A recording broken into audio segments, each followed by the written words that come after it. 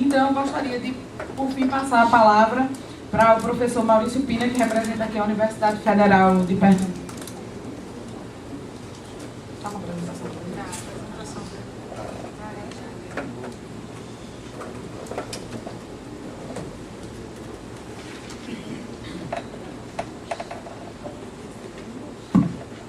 Bom dia a todos. Eu quero inicialmente agradecer à vereadora Priscila Krause pelo convite, pela oportunidade de aqui nós nos manifestarmos nessa audiência pública e parabenizá-la pela iniciativa, tendo em vista que é um assunto que envolve um tema de tanto interesse para a nossa cidade. Sem dúvida, a questão do trânsito, a questão da mobilidade é um dos principais problemas da nossa cidade, de modo que isso foi pauta de todos os candidatos a prefeito, de inúmeros candidatos a vereador, para que essa questão fosse realmente enfocada. Bom, então nós preparamos aqui um material que vamos apresentar, e dentro do enfoque nós procuramos olhar, não especificamente a questão do estacionamento, mas tem um olhar mais amplo, procurar olhar a floresta e não apenas a árvore, tendo em vista que o estacionamento é apenas um dos pontos do problema. Por favor, tem como eu passar? De cima, né? Aqui ao lado. Bom, inicialmente, para ter uma ideia da magnitude do problema, estamos aqui informando dados os mais atualizados possíveis, exatamente com relação à frota que hoje movimenta as nossas cidades. Os dados referentes ao Brasil são de setembro, final de setembro, que o Denatran ainda não disponibilizou os dados de outubro. Ontem à noite eu procurei ainda atualizar, mas não tinha disponível. Então o Brasil está com a frota total licenciada de 74.689.000 veículos, mas os dados de Pernambuco, da região metropolitana do Recife, são mais recentes, são do final de outubro, que o Detran já os tem atualizado. E vejo que Pernambuco, o nosso estado, atingiu uma frota de 2.242.000 veículos. Lembrando que em 2002, há 10 anos atrás, o estado comemorou quando atingiu 1 milhão de veículos. Ou seja, nós levamos décadas para atingir 1 milhão de veículos. Em 10 anos, a frota mais do que duplicou, chegou hoje a 2.242.000 veículos. A região metropolitana do Recife, que a gente não pode ignorar dentro desse contexto que estamos analisando, está com a frota, no dia 31 de outubro, de 1.095.000 veículos, e a nossa cidade do Recife já passou de 600.000 veículos, são os dados mais atualizados. Inclusive, na sua apresentação, Luiz Baltar, você falou ainda de 560, porque eu estudo já tem alguns meses. Mas a frota do Recife já ultrapassou 600.000 veículos, estamos com 601.000 veículos, isso no final de outubro. E um dado interessante é exatamente esse índice, taxa de motorização, que é a relação entre a quantidade de veículos licenciados e a população, no caso, expressa em veículos por 1.000 habitantes, utilizando, no caso, os dados da população do censo 2010. Nós temos no Brasil, beirando os 400 veículos para cada 1.000 habitantes, são 391, Pernambuco 256, a região metropolitana do Recife com 296 e o Recife, o município do Recife, beirando já os 400 veículos para cada 1.000 habitantes. Inclusive aquele dado, Baltar, que você citou de 3,3, na verdade hoje está quase 2,5, né? Porque já estamos com quase 400 veículos para cada 1.000 habitantes, ou seja, um veículo para cada duas, ou melhor, um veículo para cada 2,5 pessoas. Bom, no município do Recife, a situação que nós temos, melhor detalhando, é assim. Nós temos 601.000 veículos, 63% são de automóveis, 379.000, e 115.000 de motos. Esse é um dado que também tem aumentado muito. E vejam que aspecto preocupante. A taxa de crescimento verificada entre 2010 e 2011 foi de 8,2%. Qualquer fenômeno humano que cresça uma taxa dessa é realmente algo fora do normal. Por quê? Porque a permanecer essa perspectiva, essa taxa de crescimento só de um ano, de 2010 para 2011, a frota duplicaria em pouco mais de 8 anos. Ou seja, daqui a 8 anos nós estaremos cantando aquela música. Eu era feliz e não sabia, porque se hoje a frota vai estar com 600.000, daqui a 10 anos vai estar, daqui a 8 anos vai estar bem mais elevado. No último mês de outubro, a frota aumentou 3.049 veículos. Inclusive, isso não é da minha seara, essa parte comercial de veículos, mas o mês de outubro, estatisticamente, é um mês de baixa na venda de veículos. Talvez sejam as pessoas aguardando os novos modelos. No caso desse ano, ainda teve um aspecto, talvez a ressaca da redução do IPI, porque nós tivemos, por exemplo, esse ano, um mês que chegou a quase 4.000 veículos, só no município do Recife, em um mês. No ano de 2011, entraram no município do Recife, quer dizer, novos veículos registrados, 43.139 veículos. Isso no ano passado. Esse ano, a média, o total alcançado esse ano será superior. Então, considerando o número de dias úteis do ano de 2011, em média nós tivemos 174 novos veículos por dia útil ingressando no município do Recife. Ou seja, daqui a uma semana, se outra audiência a vereadora Priscila for realizar, nós estaremos com cerca de 850 veículos a mais aqui na nossa cidade, 5 dias úteis e assim por diante. É realmente preocupante. Esse índice de taxa de motorização é um indicador, ele não diz tudo, mas ele serve para nós entendermos um pouco o problema. Estão aqui relacionadas as 10 principais cidades brasileiras, quer dizer, as 10 cidades brasileiras de maior população, e os dados aqui estão bem atualizados. Por quê? Porque nós pegamos a população do IBGE estimada para julho deste ano, em que a nossa cidade do Recife aparece aqui com 1.555.000 habitantes, a estimativa do IBGE para julho de 2012, e a frota registrada em julho era 561.300, acho que esse era o número que você apresentou, em julho, né? Agora já passou de 600 mil. E aqui está a taxa de motorização dessas 10 maiores cidades brasileiras, e que, paradoxalmente, a cidade brasileira que tem a maior taxa de motorização é Curitiba. Isso explica-se pelo maior poder aquisitivo da população curitibana, né? E Curitiba tem um índice realmente muito elevado, são 757 veículos para cada 1.000 habitantes. Pelo visto, não vai estar longe o dia que vai ser 1 a 1, né? Porque Curitiba tem uma frota de 1.345.000. A nossa cidade do Recife está aqui, a sexta do Brasil em termos dessa taxa de motorização. Mas nós estamos acima do Rio de Janeiro e das demais capitais nordestinas e nortistas, como é o caso de Belém. Então, temos um índice acima de Fortaleza, acima de Salvador e acima de Belém. O que continua trazendo preocupação é o seguinte: em maio deste ano, essa matéria que saiu no Diário de Pernambuco, do dia 8 de maio, foi resultado de uma entrevista que nós demos a uma repórter do Diário de Pernambuco, Tânia Passos, por ocasião de uma audiência pública que ocorreu na Assembleia Legislativa, também com o mesmo intuito. E naquela ocasião, nós fizemos um cálculo para ela, mostrando que a persistir aquelas taxas de crescimento que vinham ocorrendo, o Recife teria exatamente atingido no ano de 2020 1 milhão de veículos, que hoje está 601 mil, né? Atingiria 1 milhão de veículos no ano de 2020, que está na nossa porta quase. Bom, aqui ela apresentou no jornal exatamente essa tendência de crescimento que foi mostrada, exatamente 1 milhão e 90 mil veículos no ano de 2020. Ocorre que, isso aqui é o Jornal do Comércio do dia 4 de outubro. Em outubro, nós fomos procurados por uma repórter do Jornal do Comércio, Roberta Soares, e vejam que coisa, por conta da redução do IPI, houve um aumento significativo no ingresso de novos veículos. Aquela projeção que nós tínhamos feito em maio, que somente no ano de 2020 o Recife atingiria 1 milhão de veículos, nós tivemos que refazê-la, aqui está a nova projeção, em face da tendência resultante da redução do IPI, em que a frota atingiria 1 milhão de veículos em abril de 2019.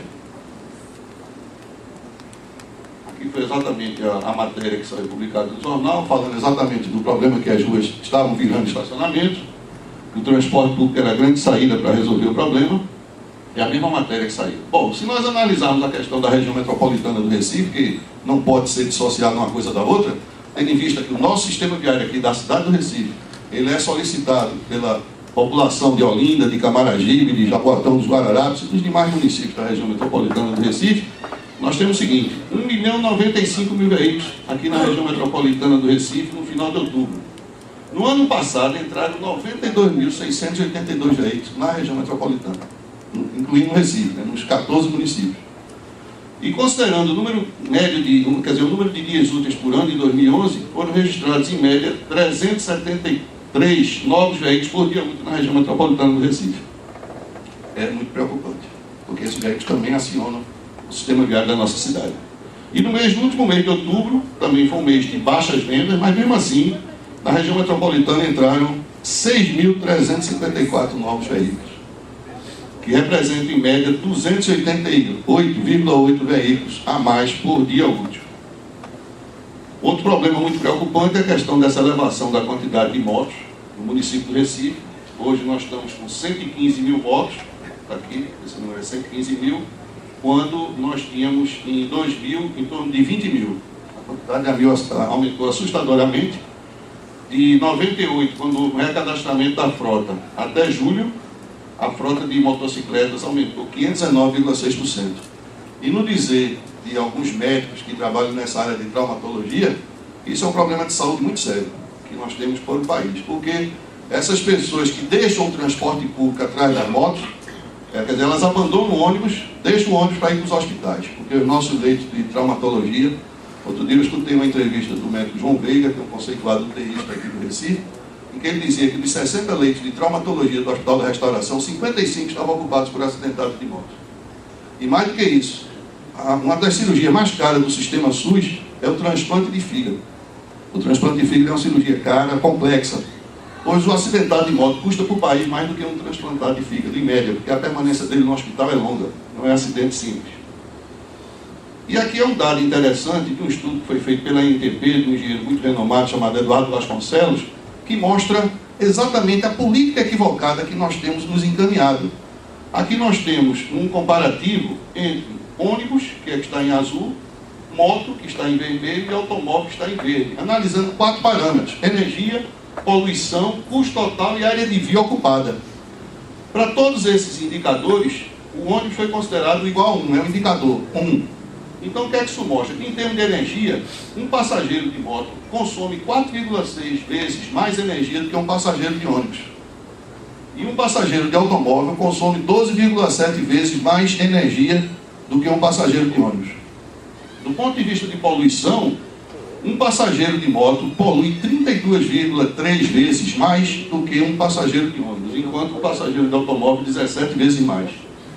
Com relação ao custo total da viagem, um passageiro de moto tem um custo de 3,9 vezes maior do que um passageiro de ônibus, enquanto um passageiro de automóvel 8 vezes mais.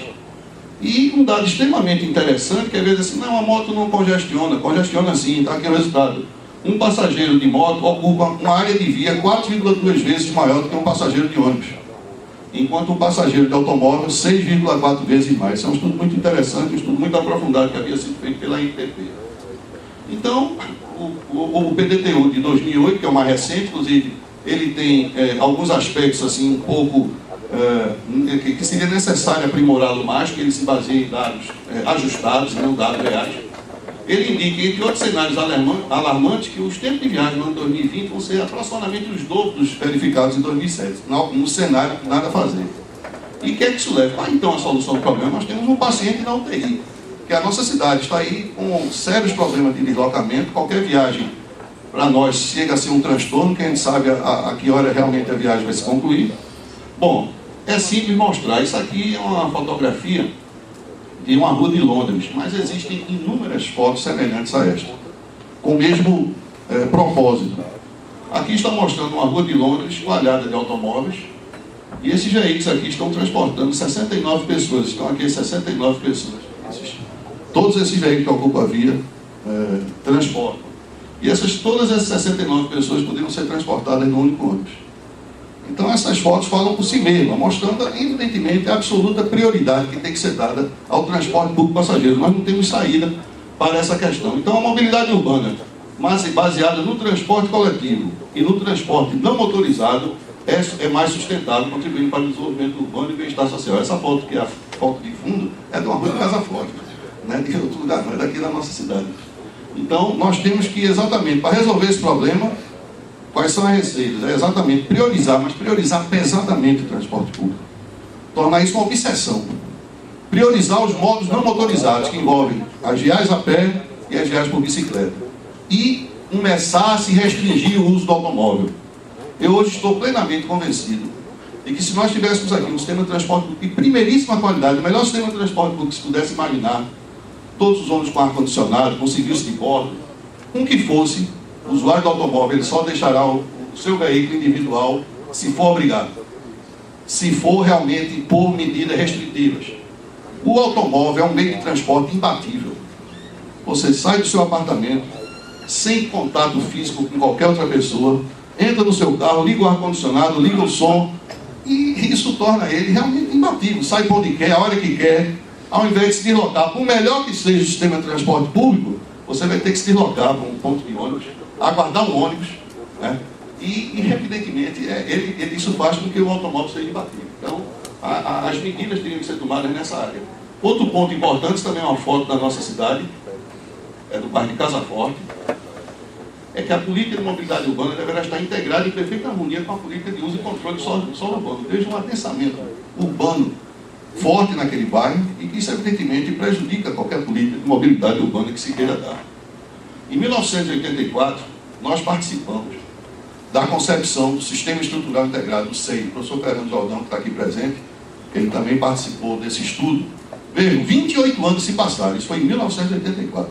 O SEI, ele foi exatamente um sistema concebido para permitir, dentro de um sistema estrutural, com vias radiais e perimetrais, que as pessoas pudessem se deslocar de qualquer ponto para qualquer ponto da região metropolitana do Recife, pagando apenas uma tarifa, desde que usasse o sistema de forma adequada. Agora observe, 28 anos se passaram. Nunca houve qualquer contestação ao SEI, nem do ponto de vista técnico, nem do ponto de vista político. Não houve governante que dissesse assim, não, eu não vou adotar o SEI. Todos, unanimemente, afirmaram que o SEI é uma prioridade do governo. Mas 28 anos se passaram. Nós não conseguimos, nesses quase 30 anos, nessas quase 3 décadas, implantar o SEI. O sistema viário não existe totalmente. A segunda perimetral é uma falácia, porque a gente não pode considerar um corredor de transporte de massa. A terceira perimetral não existe. Para não dizer que não existe, tem um pedacinho pequeno na Avenida Recife, depois entra ali no Bom Dia, desaparece e só vai aparecer lá em Paulista, na ligação da PE22, daquele terminal novo que foi construído pela Pelotas da Silveira, até a PE1. Então, nós temos de fato apenas a primeira perimetral, que é a Agamenon Magalhães, a quarta perimetral, que é a BR-101, com todo o Recife. Hoje já se fala na quinta perimetral, que é o Arco Metropolitano de Suape, quando nós não conseguimos fazer nem a segunda nem a terceira. Isso é uma meia-culpa geral, né? Então, se nós não conseguimos implantar o SEI 28 anos depois, que é um consenso, os terminais de integração, observem, todos esses pontos de interseção dos corredores radiais com os corredores perimetrais, era prevista a construção de terminais de integração. E a quantidade de terminais que conseguiu se implantar ao longo desse período é muito pouca. Ou seja, o SEI, embora ele seja ainda a nossa referência, ele não foi totalmente concebido. Em 2009, por exemplo, existiam apenas esses terminais e poucos foram acrescentados de lá para cá. Um ponto importante que eu faço sempre questão de destacar é o seguinte: só se consegue planejar com informações seguras, atualizadas e confiáveis. Em 1997, a MTU realizou a segunda pesquisa domiciliar de origem e destino aqui na região metropolitana do Recife. Eu digo a segunda, porque a primeira foi realizada em 1972 pela SUDENE, no chamado Estudo de Transporte do Grande Recife. Inclusive uma empresa chamada Olaf Prochnik realizou essa grande pesquisa domiciliar de 1972. 25 anos depois, ou seja, em 97, a MTU repetiu essa pesquisa, em que, por meio de entrevistas domiciliares envolvendo 12 mil domicílios da região metropolitana do Recife, complementado por 2 outras pesquisas de tráfego, chamadas Screenline e Cordon Online, nós conseguimos obter naquela época um retrato perfeito de como as pessoas se deslocam aqui na região metropolitana do Recife, por qualquer modo de transporte. A gente queria saber onde é que as pessoas se deslocam de bicicleta. Você tinha exatamente as matrizes de origem e destino, que dizia da zona de tráfego tal até a zona de tráfego tal, do bairro tal, a gente sabia quantas pessoas se deslocavam. 15 anos se passaram. Essa pesquisa não foi repetida. Recomendo a boa técnica que, devido à dinâmica urbana, que aqui no Recife é muito forte, pesquisas desse tipo sejam repetidas a cada 5 anos, para que a gente apenas possa ajustar os dados de demanda. E cada vez que você repete, você gasta menos. A gente usou na época uma amostra de 2%. Se tivesse feito em 2002, a amostra teria sido menor. Se tivesse feito em 2007, a amostra seria menor ainda. E agora, em 2012, seriam pequenas entrevistas, quer dizer, um custo muito baixo, e ele conseguiria ter esse retrato. Posso dizer que essa pesquisa, apesar de todo o mérito que ela teve, ela hoje se encontra totalmente desfocada, obsoleta. Por quê? Porque de 97 para cá, inúmeros polos geradores de tráfego foram implantados aqui na região metropolitana do Recife, inúmeros shopping centers, faculdades particulares nos corredores, hospitais. Ou seja, o que queremos dizer apenas é que os hábitos de deslocamento da população mudaram completamente ao longo desses 15 anos, de modo que aquela foto perfeita de 97 hoje está desfocada. E eu não entendo, vereadora Priscila, como o poder público não faz uma pesquisa dessa que tem um custo tão baixo. E nós poderíamos realmente planejar a nossa cidade de forma muito mais eficaz. Quando se fala onde é que as pessoas se deslocam de bicicleta, está lá, a pesquisa mostra. É na zona norte do Recife. Aquela barra de Bibiri, Peixinhos, que é uma área plana, de baixa renda. Aí quando você vê o plano cicloviário do Recife, as ciclovias são todas para o outro lado da cidade. Então fica difícil a gente ver que realmente um dado importante desse não se consegue. Naquela ocasião, em abril, que teve aquele show aqui, Paul McCartney, houve outros eventos, teve uma repórter que esteve lá na universidade nos procurando, que queria saber qual era a posição, se a frota de táxi do Recife era suficiente ou não. Porque naquela época a população se queixou muito e queria se deslocar e não tinha táxi. E eu mostrei a ela, em 97, quando essa pesquisa foi feita, 48 mil viagens por dia eram feitas por táxi aqui no Recife. Quantas são hoje? Ninguém sabe. Ninguém sabe. Sem saber fica difícil planejar. Eu disse a ela, vamos imaginar que seja 100 mil, que tenha dobrado. Se você imagina que cada táxi faz 8 viagens por dia, são 12.500 táxis, a quantidade necessária. Como o Recife tem 6 mil, você vai concluir que a frota é insuficiente. Mas isso é uma mera conjectura. Sem informação a gente não consegue planejar. Infelizmente, hoje é um grande problema que nós temos pela frente. É que na falta de informações, na falta de planejamento, parte para soluções, inclusive de forma inversa. Define seu equipamento. Muitas vezes a gente ouve discussões assim, que tipo de equipamento deve ter aqui? É metrô? É VLT? É BRT? É monotrilho? Quando na verdade os dados de demanda não são conhecidos, que é a forma mais correta de se dimensionar o equipamento. O equipamento é uma função da demanda. Então se você conhece a demanda, você tem condição de dizer de fato qual o melhor equipamento a operar. Então, para vocês terem uma ideia, em 97 eram realizadas por dia 5.194.000 viagens na região metropolitana. Isso aí é a região metropolitana toda, os 14 municípios. Dos quais preponderavam exatamente as viagens por ônibus, estão aqui os ônibus, o gráfico, 2.045.000 deslocamentos.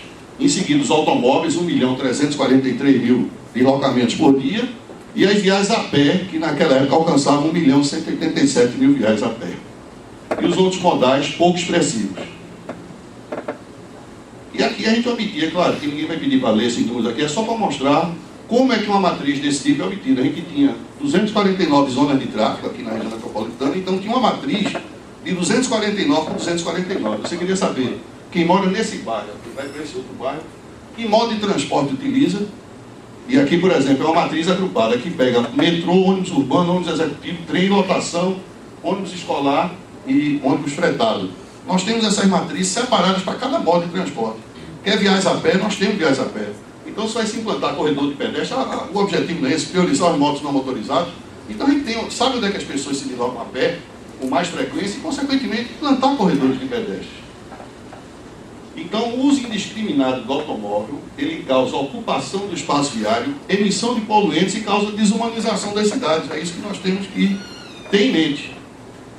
E em vários locais do mundo, hoje há restrições à circulação de veículos. As cidades compreenderam, por exemplo, Londres, hoje nós estamos beirando 400 veículos para cada 1.000 habitantes. Quando Londres atingiu 200 veículos para cada 1.000 habitantes, acendeu lá o sinal de alerta e Londres passou a cobrar dentro de uma área nobre da cidade, a área central da cidade, um pedágio urbano que passou a ser exemplo. Porque, na verdade, outras cidades, antes de Londres, já passaram a usar o pedágio urbano. Singapura, em 1975, Oslo e outras cidades na Noruega implantaram em 90, Londres implantou em 2013. Hoje é exemplo, porque Londres, por ser uma cidade maior, apareceu com mais destaque. Estocolmo apresentou isso em 2006. Rodízio de veículos, outra medida que São Paulo implantou em 97, outras cidades como Atenas, Bogotá, Cidade do México, Santiago do Chile também implantaram. É uma medida inócua. A experiência mostra que ela não resulta em efeitos práticos, porque a tendência é que as pessoas com maior poder aquisitivo adquirem um segundo veículo e tudo continua como antes. E as de menor poder aquisitivo se esforçam também e compram o segundo veículo, só que mais velho, poluindo mais e causando também problemas de congestionamento. A outra medida de restrição à circulação de veículos, que é exatamente a restrição à circulação de determinados tipos de veículos. Exemplo, caminhões e veículos poluentes. Exemplo, Berlim.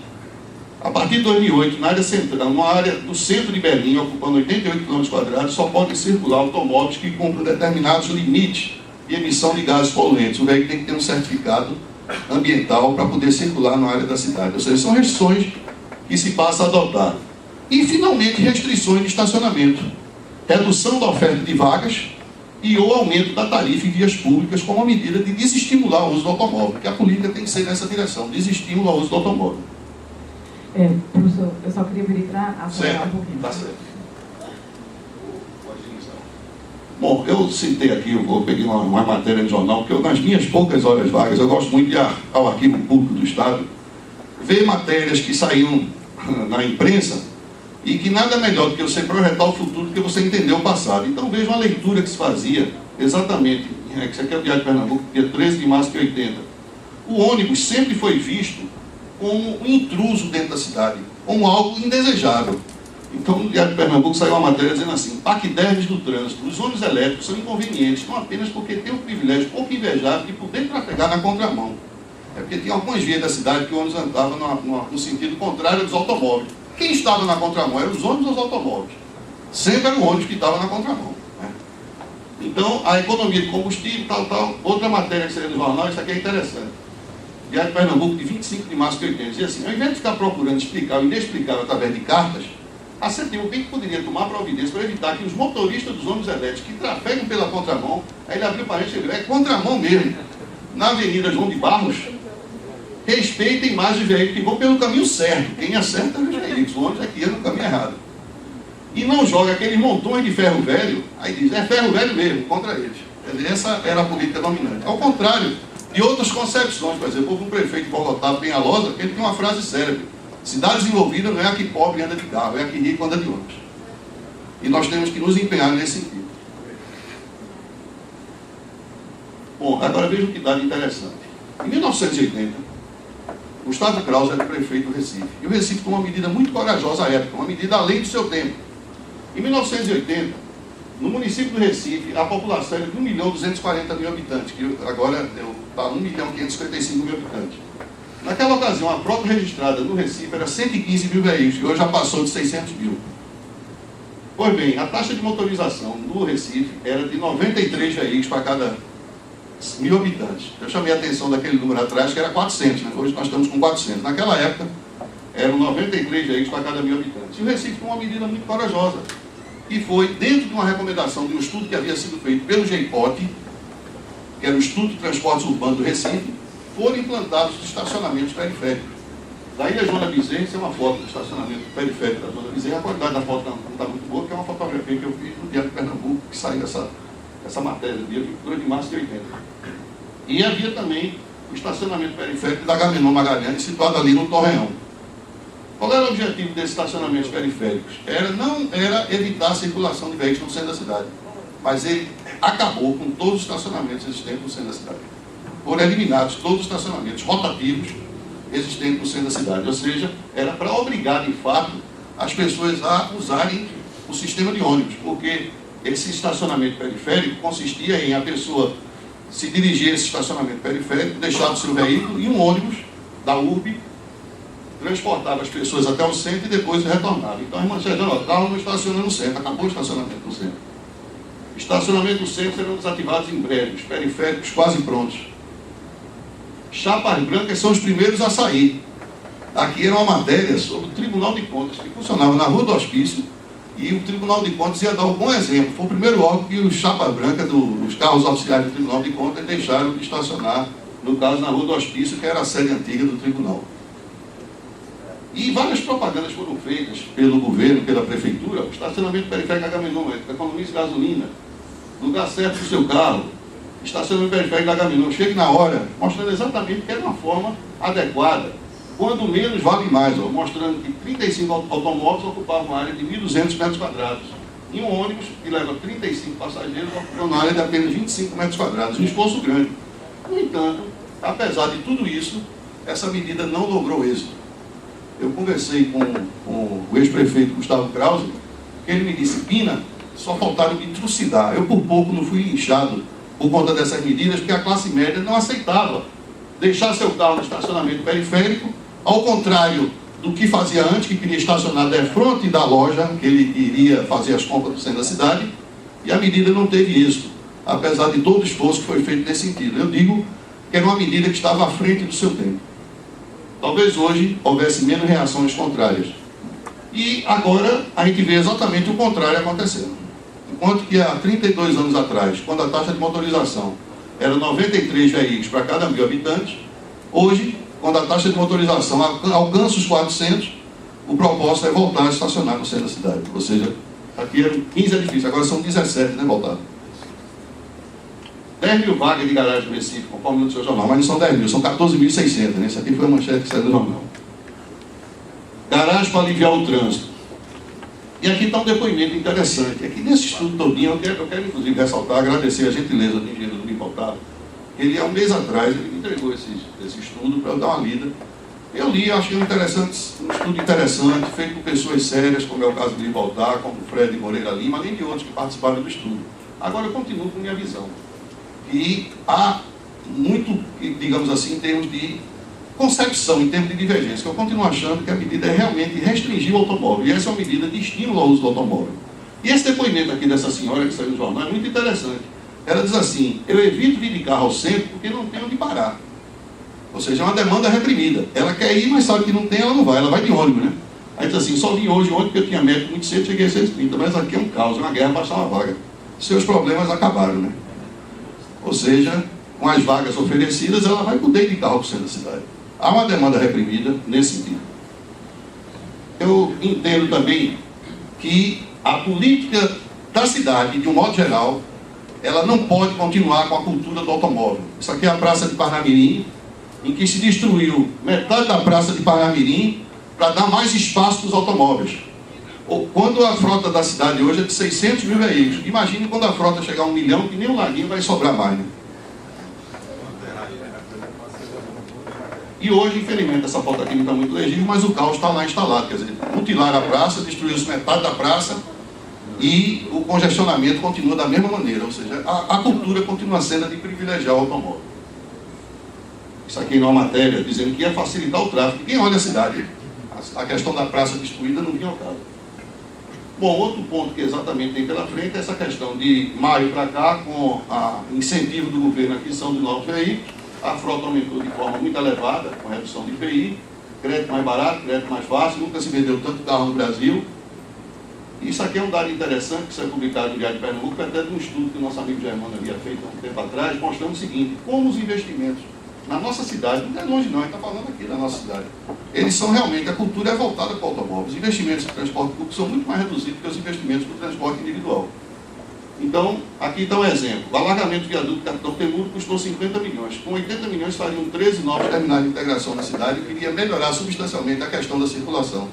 E a duplicação do viaduto foi feita esquecendo que há pedestres e há ciclistas. Não há um espaço para o pedestre, há espaço para que os ciclistas possam ocupar o viaduto. A Via Mangue. A Via Mangue é uma obra prevista em 433 milhões de reais para o automóvel. Os corredores sul, norte-sul e leste-oeste, com uma extensão de 47 quilômetros, custam 598 milhões, vejam a proporção. O túnel da Herculano Bandeira custou 28 milhões de reais. O corredor da Conda Boa Vista, que é uma boa ideia, que não foi bem conduzida, essa que é a verdade, porque a boa ideia é que era um corredor de prioridade para o transporte público, mas foi muito mal conduzida pela prefeitura, esse é que é o fato. Custou 14 milhões. Quer dizer, o investimento por ônibus custou metade daquele túnel da Herculano Bandeira.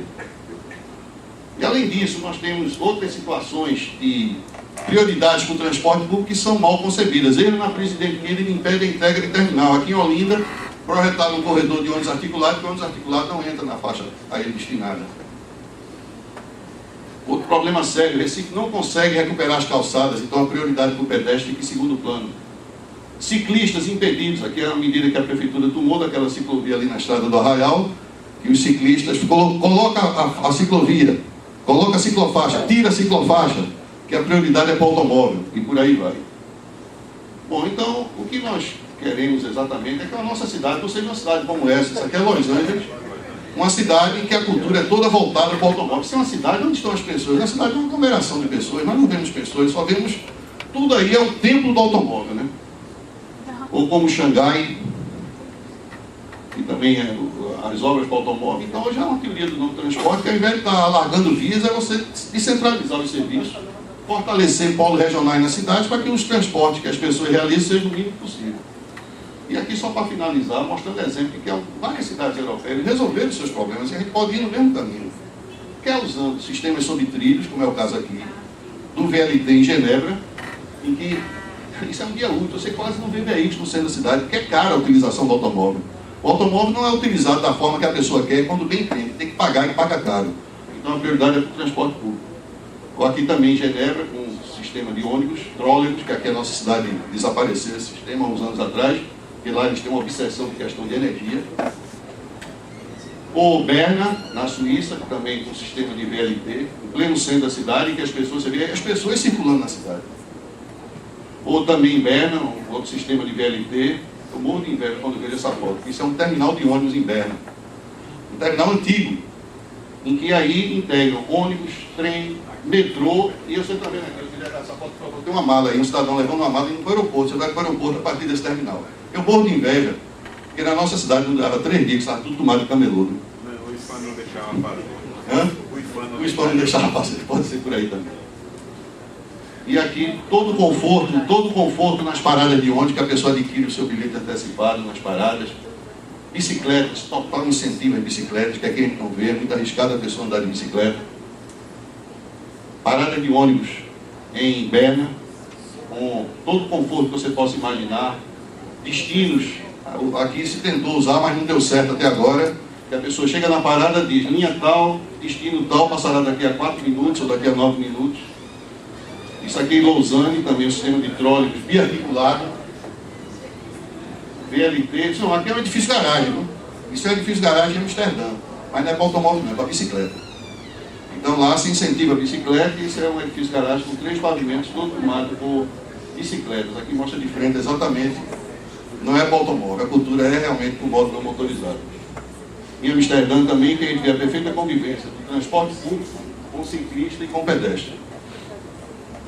Bom, era basicamente isso que eu queria mostrar. E com relação especificamente à questão dos edifícios garagem, é que eu fiz toda a leitura do documento e realmente há muitos pontos que merecem uma reflexão. Com relação especificamente à questão de que se isso não é uma medida de mais estímulo para o automóvel, porque o automóvel é um meio de transporte, a gente pode comparar ele com o gás. O gás, a gente estudou isso lá na escola, né?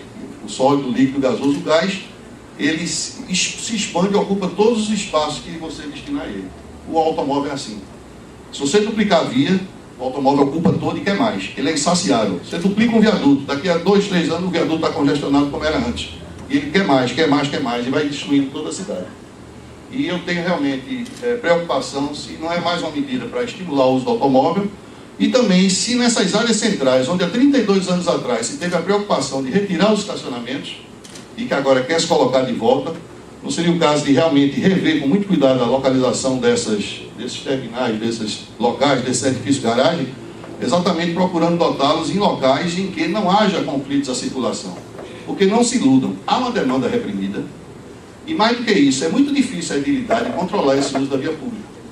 Então, o que ocorreria é que, imaginem, 10 mil vagas, se cada vaga é ocupada 2 horas, em média, e durante um horário comercial de 10 horas, de 8 às 18, ela é ocupada 5 vezes, vezes 10 mil, são 50 mil veículos a ocupar esse sistema viário, porque esses automóveis não chegarão voando aos edifícios de garagem.